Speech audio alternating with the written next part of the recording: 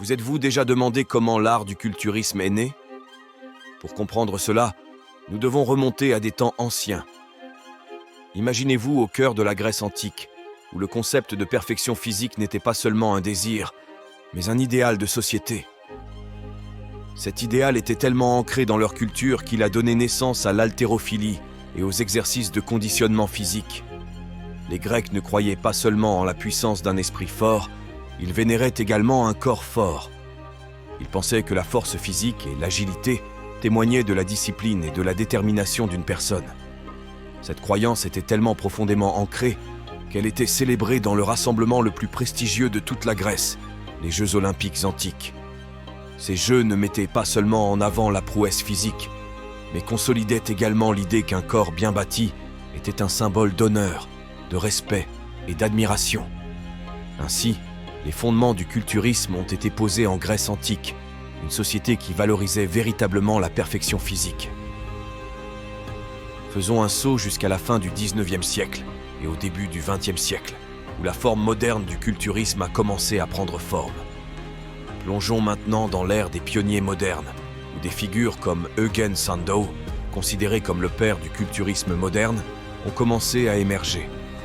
Les performances et les expositions physiques de Sandow ont suscité une fascination pour le culturisme, son physique sculpté devenant la norme idéale. Il ne s'est pas arrêté à créer un engouement, cependant. Sandow est allé plus loin en organisant le premier concours de culturisme en 1901. Ce n'était pas un concours ordinaire, c'était un spectacle qui attirait les foules et préparait le terrain pour les compétitions futures.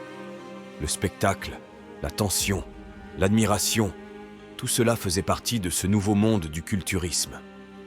Ces pionniers étaient plus que de simples hommes forts. Ils étaient des artistes, des sculpteurs de leur propre corps, des innovateurs qui repoussaient les limites de CO qui étaient considérées comme possibles. Tout comme les Grecs antiques avaient préparé le terrain pour le culturisme, des pionniers comme Sandow l'ont transformé en un sport reconnu. Alors que nous avançons vers le milieu du XXe siècle, nous entrons dans ce que beaucoup considèrent comme l'âge d'or du culturisme. Cette époque a vu le culturisme gagner en popularité, avec des figures plus grandes que nature comme Steve Reeves et Arnold Schwarzenegger en tête. Reeves, avec son esthétique physique classique, est devenu une star internationale du cinéma, montrant que les culturistes pouvaient atteindre un succès grand public.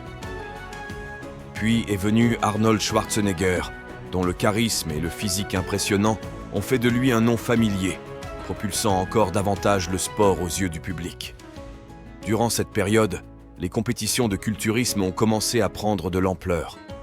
L'établissement du concours de Mister Olympia en 1965 a été un tournant. Cette compétition est devenue la plateforme ultime pour les culturistes afin de montrer leur prouesse, attirant de vastes audiences et créant un spectacle captivant à regarder. Ces évolutions durant l'âge d'or ont été essentielles pour placer le culturisme au premier plan de la culture populaire. Par conséquent, le culturisme a commencé à s'éloigner des marges pour trouver sa place légitime sous les projecteurs. L'âge d'or a amené le culturisme au premier plan de la culture populaire, ouvrant la voie à sa croissance dans les décennies suivantes. De nos jours, le culturisme est devenu plus qu'un simple sport, c'est un mode de vie. La scène du culturisme d'aujourd'hui est dynamique, diversifiée et évolue constamment pour refléter la culture du fitness en mutation. L'un des changements les plus significatifs que nous observons est la montée du culturisme féminin, avec des femmes brisant les stéréotypes et prouvant que la force ne connaît pas de genre. En plus de cela, l'impact des réseaux sociaux ne peut pas être sous-estimé.